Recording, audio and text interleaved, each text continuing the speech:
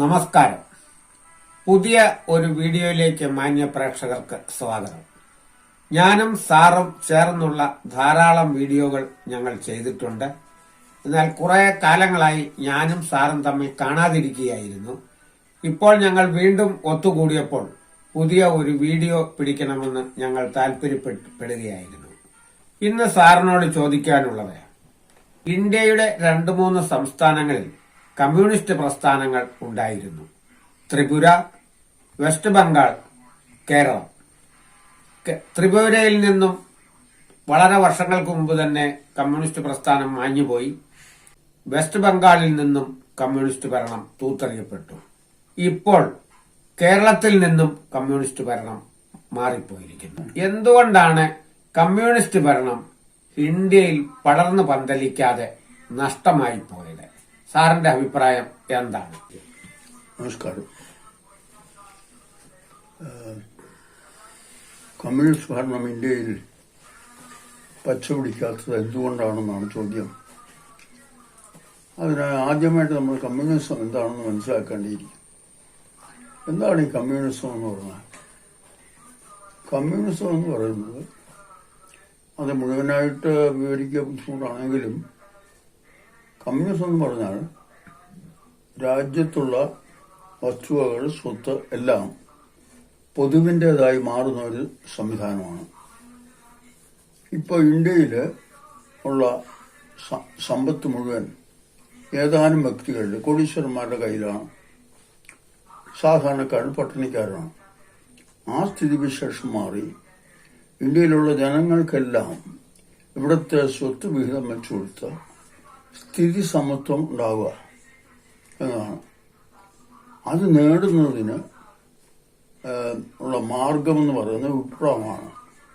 അങ്ങനെ വിപ്ലവത്തിൽ കൂടെ കമ്മ്യൂണിസം നേടിയെടുക്കേണ്ട ഒന്നാണ് ഈ കമ്മ്യൂണിസ്റ്റ് പാർട്ടി നേടിയെടുക്കേണ്ട ഒന്നാണ് കമ്മ്യൂണിസം എന്ന് പറയുന്നത്. അതിവിടെ ഇന്ത്യയിൽ നടക്കുന്നില്ല, നടക്കാൻ ബുദ്ധിമുട്ടുമാണ്. അതുകൊണ്ടാണ് കമ്മ്യൂണിസം പച്ച പിടിക്കാത്തത്.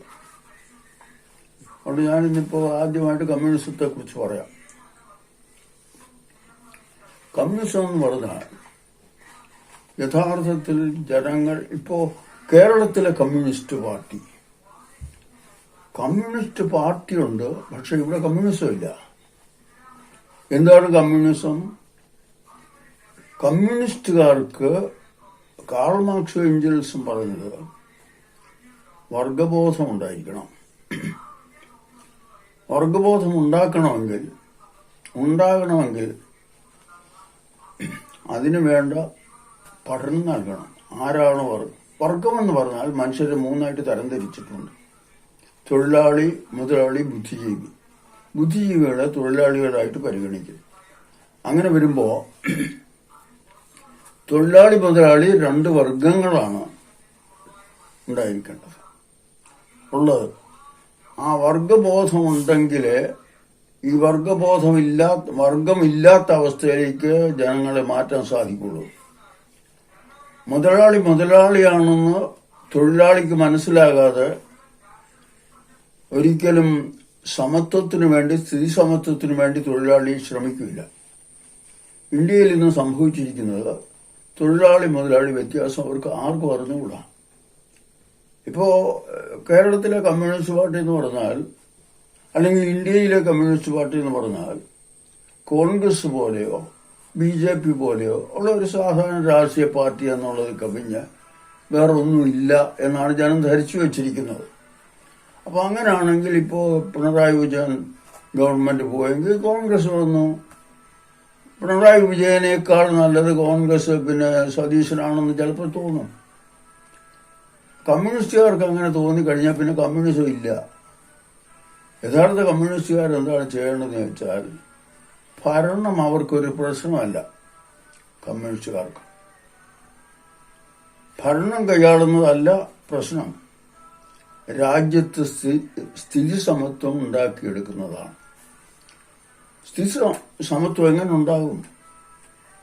ഉണ്ടാകണമെങ്കിൽ മുതലാളിയും തൊഴിലാളിയും തമ്മിലുള്ള വ്യത്യാസം മനസ്സിലാക്കി മുതലാളിത്തത്തെ തകർത്ത് മനുഷ്യർ ഒരുപോലെ ആകുന്ന ഒരവസ്ഥയിലേക്ക് രാജ്യത്തെ കൊണ്ടുവരണം. അതിന് മാസ് ഏഞ്ചൽസും പറഞ്ഞിരിക്കുന്ന പോംവഴി എന്ന് പറയുന്നത് വിപ്ലവമാണ്. വിപ്ലവത്തിൽ കൂടെ സ്ഥിതി സമത്വം നേടിയെടുക്കുന്ന സംവിധാനമാണ് കമ്മ്യൂണിസം. ഇപ്പോ വിപ്ലവം എന്ന് പറഞ്ഞാൽ രണ്ടു തരം വിപ്ലവമുണ്ട്. രക്തരൂക്ഷിത വിപ്ലവവും രക്തരഹിത വിപ്ലവവും. വിപ്ലവം എന്ന് പറഞ്ഞാൽ മാറ്റം എന്നാണ് അർത്ഥം. ഇന്നത്തെ സാഹചര്യം മാറി മറ്റൊരു സാഹചര്യം വരുത്തണം. അതിന് സ്വീകരിക്കേണ്ടത് ഏത് വിപ്ലവമാണ്? രക്തരഹിത വിപ്ലവമാണോ രക്തരൂക്ഷിത വിപ്ലവമാണോ എന്ന് നമ്മൾ പരിശോധിക്കണം. യഥാർത്ഥത്തിൽ വിപ്ലവം നടക്കുമ്പോൾ വിപ്ലവത്തെക്കുറിച്ച് അവർ പറഞ്ഞിരിക്കുന്നത് നമ്മൾ റോഡ് വെട്ടുന്നതിന് ആഗ്രഹിക്കുന്നു. റോഡ് വെട്ടിച്ചെല്ലുമ്പോൾ നടുവിലൊരു മരം നിൽക്കുന്നു തടസ്സമായിട്ട്. ആ മരം അവിടെ നിന്നാൽ അത് പ്രായമായി ഉണങ്ങി മാറുമ്പോൾ നമുക്ക് റോഡ് വെട്ടാം. അങ്ങനെ മാറ്റം വരും. സ്വാഭാവിക മാറ്റം, നാച്ചുറലായിട്ടുണ്ടാകുന്ന മാറ്റം. എന്നാൽ നമുക്ക് പെട്ടെന്ന് റോഡ് വേണമെങ്കിൽ ആ മരം വെട്ടി മാറ്റണം.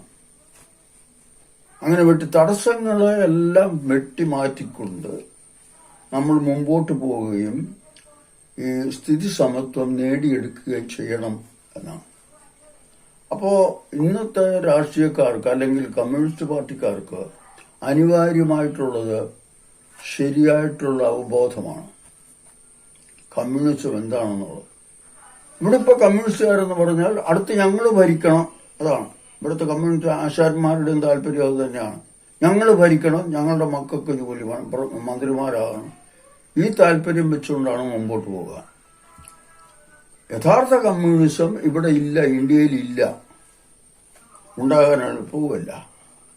കാരണം എന്താണെന്ന് വെച്ചാൽ വിപ്ലവം ഇപ്പൊ നമ്മൾ സായുധ വിപ്ലവം നടത്തണമെന്ന് പറഞ്ഞിട്ട്, സായുധ വിപ്ലവം എന്ന് പറയുമ്പോൾ ആയുധം വേണം. നമുക്കുള്ള ആയുധം എന്താണ്? ഒരുപക്ഷെ വാരിക്കുന്തമായിരിക്കും.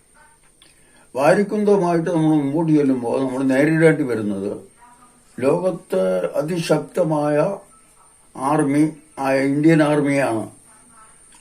ആ ഇന്ത്യൻ ആർമിയുടെ മുമ്പിൽ വാരിക്കുന്തം കൊണ്ട് നമുക്കൊന്നും ചെയ്യാൻ സാധ്യമല്ല. അപ്പോ ആ വിപ്ലവത്തിന് പകരം സായുധ വിപ്ലവം സാധ്യമല്ലാത്തതിന് പല കാരണങ്ങളുമുണ്ട്. ഒന്നാണ് ഞാൻ ഈ പറഞ്ഞത്, വാരിക്കുന്തമായിട്ട് ചെന്ന് ഒരു വിപ്ലവം വിജയിപ്പിക്കാൻ സാധ്യമല്ല. മറ്റൊന്ന്, വർഗബോധമില്ലാത്ത സമൂഹമാണ് ഇന്ത്യയിലെ വിപ്ലവം നടക്കാത്തത്. അതുകൊണ്ടാണ്. അതിന് ഉദാഹരണം പറഞ്ഞാൽ ഇപ്പോൾ തൊഴിലാളി എന്ന് പറയുന്നു. തൊഴിലാളി നായന്മാര്, തൊഴിലാളി നായരുണ്ട്, മുതലാളി നായരുമുണ്ട്. തൊഴിലാളി നായർ മുതലാളി നായർക്കെതിരായിട്ട് സമരം ചെയ്യുകയില്ല. അതെന്തുകൊണ്ടാണെന്ന് വെച്ചാൽ ജാതിയാണ്. ജാതി ഇവിടെ പ്രശ്നമാണ്. ഇപ്പോൾ വർഗബോധം ഉണ്ടെങ്കിൽ പോലും ജാതി വ്യവസ്ഥ നിലനിൽക്കുന്നത് കൊണ്ട് സമരം നടക്കില്ല, അല്ലെങ്കിൽ വിപ്ലവം നടക്കില്ല.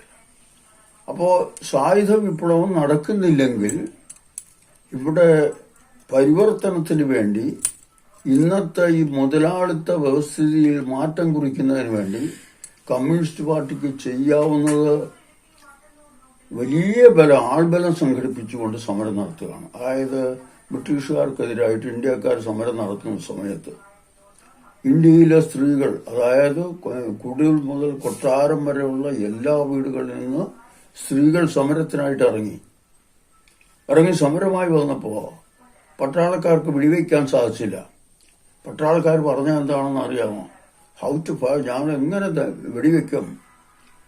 Women come like avalanches. അതായത് സ്ത്രീകൾ മഞ്ഞുമല പോലെ ഒഴുകി വരുമ്പോൾ ഞങ്ങൾ ആരെ വെടിവെക്കും, എങ്ങനെ വെടിവെക്കും? ആ രീതിയിൽ സമൂഹത്തെ സംഘടിപ്പിച്ചുകൊണ്ട് ആ സമൂഹത്തിന്റെ അംഗബലം കൊണ്ട് സമരം ചെയ്ത് മുന്നേറുവാൻ ഇവിടുത്തെ കമ്മ്യൂണിസ്റ്റ് പാർട്ടിക്ക് കഴിയാത്തതാണ് പ്രധാന കാരണം. അതുകൊണ്ടാണ് ഇവിടെ കമ്മ്യൂണിസം ഇല്ല, കമ്മ്യൂണിസം അല്ല ഉള്ളത്, ഇവിടെ മുതലാളിത്തമാണ്. മറ്റൊരു കാരണം, ഇവിടുത്തെ കമ്മ്യൂണിസ്റ്റ് പാർട്ടി എന്ന് പറയുന്നത് മുതലാളിത്തത്തിന് കീഴിൽ പ്രവർത്തിക്കുന്ന കമ്മ്യൂണിസ്റ്റ് പാർട്ടിയാണ്. സ്വാതന്ത്ര്യമുള്ള കമ്മ്യൂണിസ്റ്റ് പാർട്ടിയല്ലത്. കാൾ മാർക്സ് പറഞ്ഞിരിക്കുന്നു, മുതലാളിത്തത്തിന്റെ കീഴിലുള്ള ഏത് സംവിധാനവും പ്രവർത്തിക്കുമ്പോൾ മുതലാളിത്തത്തിന് ചൂട്ടുപിടിക്കുകയായിരിക്കും എന്ന്. അതിവിടെ വളരെ വ്യക്തമായി നമ്മൾ മനസ്സിലാക്കി കഴിഞ്ഞു. 10 വർഷം കമ്മ്യൂണിസ്റ്റുകാര് കേരളം ഭരിച്ചു കഴിഞ്ഞപ്പോ ഇവിടെ വിജയിച്ചത് കമ്മ്യൂണിസ്റ്റുകാരല്ല, കോൺഗ്രസുകാരാണ്. അപ്പൊ കോൺഗ്രസുകാരെ വിജയിപ്പിക്കുന്നതിന് പര്യാപ്തമായിട്ടുള്ള പ്രവർത്തന ശൈലിയാണ് കമ്മ്യൂണിസ്റ്റ് പാർട്ടിക്ക് ഉണ്ടായിരുന്നത്. അതിന്റെ കാരണം എന്താണെന്ന് ചോദിച്ചാൽ കമ്മ്യൂണിസ്റ്റ് എന്താണെന്ന് മനസ്സിലാക്കാത്ത രീതിയിൽ ഇവിടെ ബാലറ്റ് പേപ്പറിൽ കൂടെ വിജയിച്ച് ഞങ്ങൾക്ക് ഇവിടെ ആധിപത്യം സ്ഥാപിക്കണമെന്നുള്ള പ്രവണതയോടുകൂടിയുള്ള പ്രവർത്തനം ഇവിടെ കമ്മ്യൂണിസത്തിന് എതിരാണ്. പിന്നെ എന്തുകൊണ്ട് പ്രവർത്തിക്കണം, ഭരിക്കണം, ഭരണം കിട്ടിയാൽ വിട്ടുകൂടാ എന്ന് പറയുന്നത് എന്താണെന്ന് ചോദിച്ചാൽ, ഭരിക്കുമ്പോൾ നമുക്ക് കുറച്ച് സ്വാധീനം കൂടുതലുണ്ട്. എന്തിനു വേണ്ടിയാ? കമ്മ്യൂണിസം പ്രചരിപ്പിക്കുന്നതിന് വേണ്ടി. ഒരുപക്ഷെ നമ്മുടെ ഗവൺമെന്റ് അല്ലെങ്കിൽ കേരളത്തിലെ ഗവൺമെന്റ്, പിണറായി വിജയൻ ഗവൺമെന്റ് 10 വർഷം ഭരിച്ചിട്ടും കമ്മ്യൂണിസ്റ്റ് അവബോധത്തിന് വേണ്ടി കമ്മ്യൂണിസം എന്താണെന്ന് പറഞ്ഞു കൊടുക്കാൻ ആരെക്കൊണ്ട് സാധിച്ചിട്ടില്ല. അവർ ചിന്തിച്ചത് എന്താണെന്ന് ചോദിച്ചാൽ, പിണറായി വിജയൻ ധാരാളം നല്ല പ്രവർത്തനങ്ങൾ നടത്തിയിട്ടുണ്ട്. അപ്പോ ആ പ്രവർത്തനം വിലയിരുത്തിക്കൊണ്ട് സമൂഹം ഞങ്ങൾക്ക് വോട്ട് ചെയ്യുമെന്നുള്ള അമിത വിശ്വാസമാണ് കമ്മ്യൂണിസ്റ്റ് പാർട്ടിയെ പരാജയപ്പെടുത്തിയെന്നുള്ള ഒരു പ്രധാന കാരണം. ഇവിടെ കമ്മ്യൂണിസം ഇല്ല, കമ്മ്യൂണിസം നടപ്പാകുന്നതിനുള്ള പ്രവർത്തനവും നടക്കുന്നില്ല. അതുകൊണ്ടാണ് ഇവിടെ കമ്മ്യൂണിസ്റ്റ് പാർട്ടി പച്ച പിടിക്കാതെ പോകുന്നത് എന്നാണ് എനിക്ക് പറയാനുള്ളത്. 102 വയസ്സ് പ്രായമുള്ള സാമുവൽ സാർ അദ്ദേഹത്തിന്റെ കമ്മ്യൂണിസ്റ്റ് പാർട്ടിയെ പറ്റിയുള്ള കാഴ്ചപ്പാടാണ് നമ്മോട് വിവരിച്ചത്. അദ്ദേഹം പറഞ്ഞതിനെപ്പറ്റി നിങ്ങൾ ചിന്തിക്കുക. നിങ്ങൾക്ക് ഈ വീഡിയോ ഇഷ്ടമായാൽ നിങ്ങൾ ലൈക്ക് ചെയ്യണം. നിങ്ങൾക്ക് ഈ പറഞ്ഞതിൽ നിന്നും വിപരീത അഭിപ്രായമോ അനുകൂലമായ അഭിപ്രായമോ ഉണ്ടെങ്കിൽ ദയവായി നിങ്ങൾ കമന്റ് ചെയ്യുകയും ഇത് ഫോളോ ചെയ്യുകയും വേണം. മറ്റൊരു വീഡിയോയുമായി വീണ്ടും വരുന്നതുവരെ നമസ്കാരം.